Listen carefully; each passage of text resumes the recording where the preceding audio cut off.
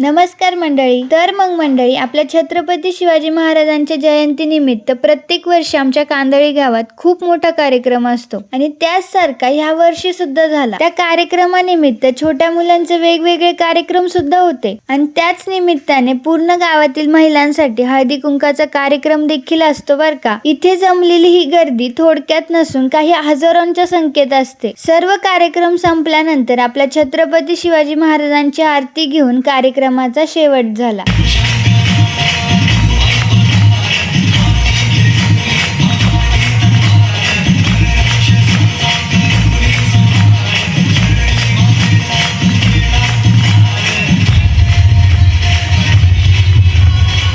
तर मंडळी, अशा वेगवेगळ्या पद्धतीने आपण जयंती साजरी करतोच, पण मला असं वाटतं रोजच्या वागण्यात खरंच आपल्या महाराजांनी दिलेली शिकवण आपण जपतो का? व्लॉग आवडला असेल तर फॉलो, लाईक, कमेंट नक्की करा.